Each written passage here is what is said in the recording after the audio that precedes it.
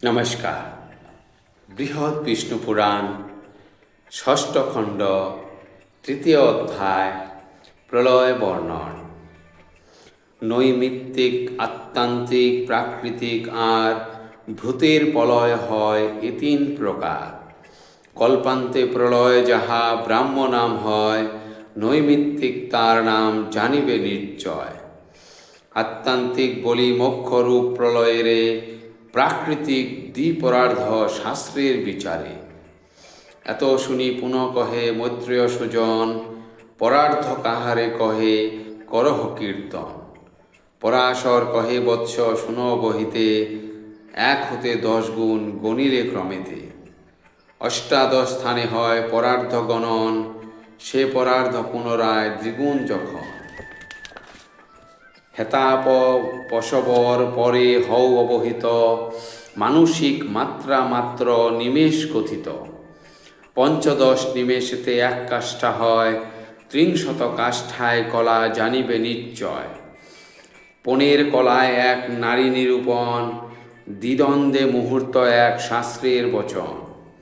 30 মুহূর্তে 1 অহরাত্রি হয়, 30 দিনে 1 মাস আছে পরিচয়। 12 মাসেতে করি বরষ গণন, 1 বর্ষে অহরাত্রি ধরে দেবগণ। ষষ্ঠাধিক 300 বর্ষ নর মানে, দেবতায় 1 বৎসর শাস্ত্রে হেন ভনে। 12 সহস্র দিব্য বর্ষ হলে পর, চতুর্যুগ হয় তাহে ওহে বৃজ্ঞবর। সহস্র চতুর্যুগ হলে তারপরে, ব্রহ্মার দিবস হয় শাস্ত্রের বিচারে। 14 মনুশেষ এই দিনে হয়, নৈমিত্তিক নামায় হয় এই তো প্রলয়। প্রাকৃতিক লয় এবে করহ শ্রবণ, চতুর্যুগ সহস্রান্তে ওহে তপধন। মহিতল ক্ষীণপ্রায় হয় সেই কালে, ভয়ঙ্কর অনাবৃষ্টি জন্মে মহাবলে।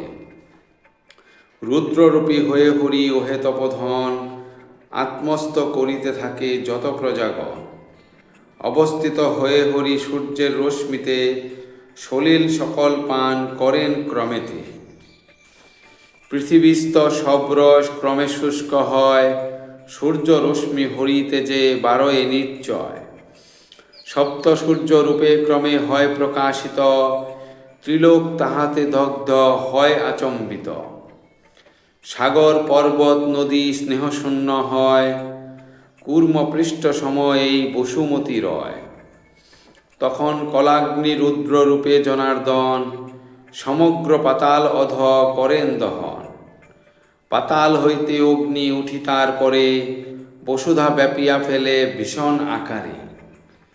জ্বালাবর্তে 3 লোক সমাকীর্ণ হয়, মহরলোকে যায় ভরে স্বর্গবাসী চয়।